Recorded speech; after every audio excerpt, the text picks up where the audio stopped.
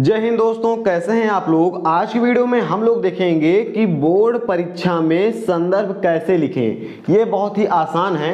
जैसे कि मान लीजिए ये आपके बोर्ड परीक्षा का पेपर है, तो इसमें आपको क्वेश्चन नंबर 3 पर मिलेगा संदर्भ लिखने के लिए। आपको एक गद्यांश दिया जाएगा और बोला जाएगा कि इसका संदर्भ लिखना है। तो आप क्या करेंगे, सबसे पहले आप प्रश्नोत्तरांक डालेंगे, वो तो कॉमन चीज होता है, उसको बताने की जरूरत नहीं है। सबसे पहले आप इसे पढ़ेंगे। क्या पढ़ेंगे? जो पैराग्राफ आपको दिया गया है वो पैराग्राफ आप पढ़ेंगे, क्योंकि आपको पेपर में 2 पैराग्राफ मिलेंगे और दोनों में से किसी एक को ही हल करना होता है। 4 क्वेश्चन के आंसर आपको पहले ही पैराग्राफ में मिल जाते हैं। 5वें क्वेश्चन का आंसर में आपको इसका संदर्भ लिखना होता है। तो आपको पहले इन दोनों पैराग्राफ को पढ़ना है। जैसे कि पहला पैराग्राफ है, भाषा स्वयं संस्कृत का एक अटूट अंग है। संस्कृत परंपरा से निःसृत होने पर भी परिवर्तनशील और गतिशील है। उसकी गति विज्ञान की प्रगति के साथ जोड़ी जाती है। ये है। और अगर आप देखेंगे दूसरा पैराग्राफ, तो इसी में दूसरा दिया गया है अथवा में, ये है, जो कुछ भी हम इस संसार में देखते हैं वह ऊर्जा का ही स्वरूप है। जैसा कि महर्षि अरविंद ने कहा है कि हम भी ऊर्जा के ही अंश हैं। तो आप देख रहे होंगे आसान आपको ये वाला दिख रहा है, भाषा स्वयं संस्कृत का एक अटूट अंग है। ये आप कनेक्ट कर पा रहे होंगे कि ये 2 लेसन का हो सकता है, या तो हो सकता है भाषा की आधुनिकता पर, या हो सकता है राष्ट्र के स्वरूप पर।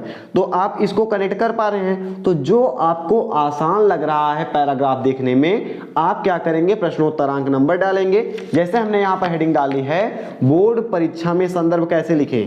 बोर्ड परीक्षा में आपको ये हेडिंग नहीं डालनी है, आपको हेडिंग डालनी है प्रश्नोत्तरांक 3। क्या हेडिंग डालनी है? प्रश्नोत्तरांक 3, क्योंकि ये देखेंगे आप 3 पर ही पूछा गया है। तो आप डालेंगे यहां पर प्रश्नोत्तरांक 3।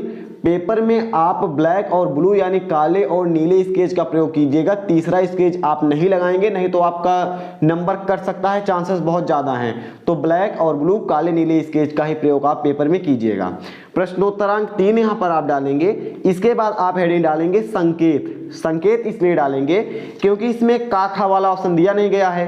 3 के बाद सीधा बोला है कि दिए गए गद्यांश पर आधारित निम्नलिखित में किसी एक के प्रश्नों का उत्तर दीजिए। तो या तो आप ये करेंगे या तो आप ये करेंगे। तो संकेत में आप जो पैराग्राफ हल कर रहे हैं, जैसे कि हमें ये आसान लग रहा है, हो सकता है आपको ये पैराग्राफ आसान लगे।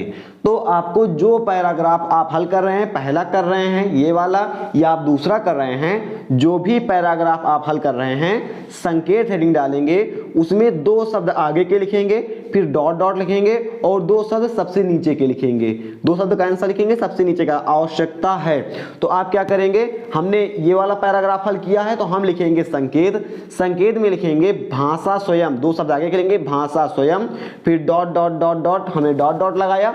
फिर हम लिखेंगे अंत के 2 शब्द, आवश्यकता है। हमने 2 चीज लिखा। पहले हमने क्या लिखा, संकेत लिखा। पहले हमने प्रश्नोत्तरांक नंबर लिखा, फिर संकेत लिखा कि हम कौन सा पैराग्राफ हल कर रहे हैं, और उसके बाद हमने क्या किया, संदर्भ लिखा। संदर्भ हम कैसे लिखेंगे, सबसे पहले हम लिखेंगे यहां पर, ये गद्य का अंश है तो हम लिखेंगे प्रस्तुत गद्यांश हमारी पाठ्य पुस्तक हिंदी में संकलित भाषा की आधुनिकता नामक शीर्षक से लिया गया है। इसके लेखक प्रो जी सुंदर रेड्डी हैं। ठीक है। संदर्भ लिखेंगे।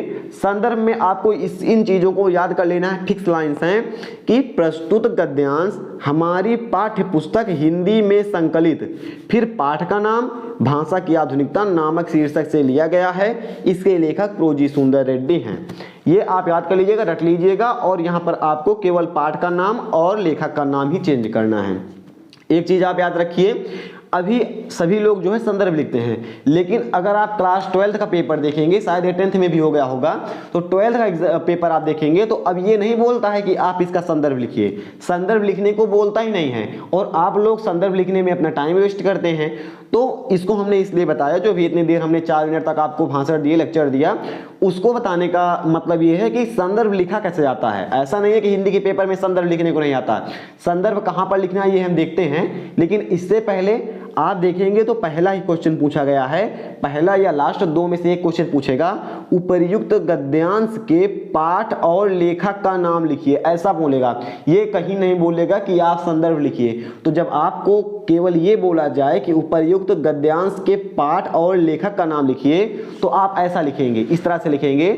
आप देखिएगा संकेत आपको डालना पड़ेगा, संदर्भ नहीं लिखना है, लेकिन पहले आप डालेंगे प्रश्नोत्तरांक 3, फिर संकेत डालेंगे, फिर आप डालेंगे प्रश्नोत्तरांक 3 का ये हेडिंग डालेंगे, और इसमें आप क्या लिखेंगे, पहले क्वेश्चन का आंसर जो अभी आप यहाँ पर संदर्भ लिख रहे थे, संदर्भ की जगह पर आप लिखेंगे क्या, इस आंसर को लिखेंगे उपयुक्त गद्यांश के पाठ और शीर्षक का या लेखक का नाम बोला है, तो आप लिखेंगे उपयुक्त गद्यांश के पाठ का नाम भाषा की आधुनिकता है तथा इसके लेखक प्रो जी सुंदर रेड्डी हैं। इतना आप लिख देंगे, आपको पूरा इसमें 2 में से 2 नंबर मिल जाएंगे, हैरान होने की जरूरत नहीं है।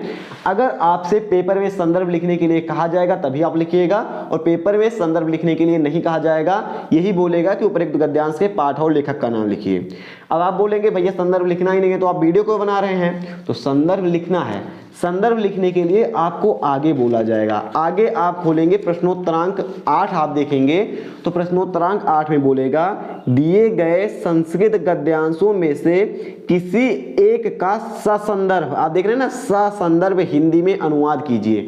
तो यहाँ पर जो भी चीजें हमने आपको पीछे बताई हैं कि आपको संकेत डालना है, उसके बाद संदर्भ डालना है, तो आप सेम चीज यहाँ पर करेंगे। क्या करेंगे, आप यहां पर लिखेंगे प्रश्नोत्तरांक 8 का यहां पर लिखेंगे प्रश्नोत्तरांक 8 का। उसके बाद इस क्वेश्चन में बोला जा रहा है कि इसमें आपको संदर्भ लिखना है और हिंदी में अनुवाद करना है।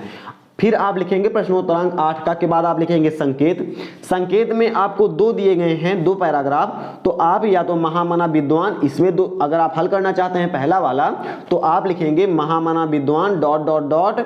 स्वभाव एवासीत, ये लिखेंगे, या फिर आप लिखेंगे बौद्ध युगे ... और अंत के 2 शब्द निष्ठावंतो। तो इन दोनों में आप एक कर लेंगे। तो आप जो कर रहे हैं वो आप संकेत में लिखेंगे।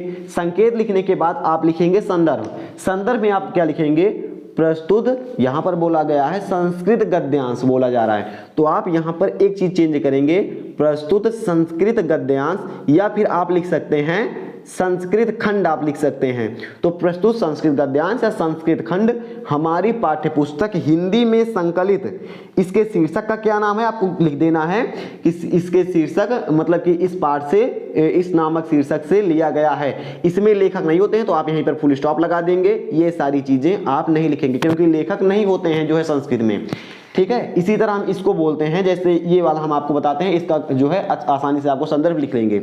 दोनों में आप जिस भी श्लोक का संदर्भ लिखेंगे 7 नंबर का है। देखेंगे संदर्भ लिखने के बाद इसमें आपको हिंदी अनुवाद लिखना पड़ेगा, तभी आपको इसमें 7 में 7 नंबर मिलेंगे। दूसरा रहेगा प्रश्नोत्तरांक 8 खा में 2 आपको पद्यांश दिए जाएंगे। तो पद्यांश का क्या करना है आपको, इसको हम श्लोक बोलते हैं, संस्कृत श्लोक।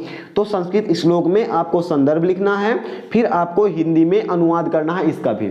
आप यहां पर प्रश्नोत्तरांक डालेंगे ऊपर, प्रश्नोत्तरांक 8 खा। इसके बाद क्या करेंगे, संकेत डालेंगे। जैसे ये वाला आसान है तो आप लिखेंगे निंदन तो नीति निपुड़ा, 2 शब्द आगे के हो गए, फिर ... लगाएंगे, फिर अंत में लिखेंगे ना धीरा या पदम ना धीरा, इन दोनों को लिख देंगे। ये आपका संकेत यहां पर कंप्लीट हो गया।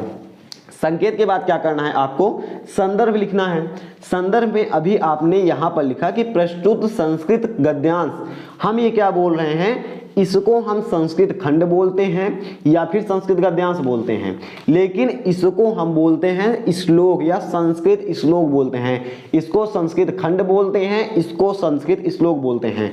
तो इस बार आप लिखेंगे प्रस्तुत संस्कृत खंड प्रस्तुत संस्कृत श्लोक हमारी पाठ्यपुस्तक हिंदी में संकलित सुभाषित रत्नानि नामक शीर्षक से लिया गया है। इतना लिखेंगे, आपको गद्य इसके संदर्भ के पूरे नंबर मिल जाएंगे। कैसे लिखेंगे, आप लिखेंगे पहले प्रश्नोत्तरांक नंबर डालेंगे, फिर आप संकेत में 2 शब्द आगे के 2 शब्द पीछे के डालेंगे। उसके बाद लिखेंगे प्रस्तुत संस्कृत श्लोक हमारी पाठ्यपुस्तक हिंदी में संकलित, इसके लेसन का नाम क्या है, सुभाषित रत्नानि, तो हिंदी में संकलित सुभाषित रत्नानि नामक शीर्षक से लिया गया है। आपका क्या हो गया कंप्लीट, प्रश्नोत्तरांक नंबर कंप्लीट हो गया, संकेत कंप्लीट हो गया, संदर्भ कंप्लीट हो गया। अब आपको क्या करना है, हिंदी में अनुवाद करना है। तो आप यहां पर हेडिंग डालेंगे नीचे काली या नीले स्केच से हिंदी अनुवाद, ऐसा आप हेडिंग डालेंगे हिंदी अनुवाद, और आप क्या करेंगे, हिंदी में अनुवाद कर देंगे।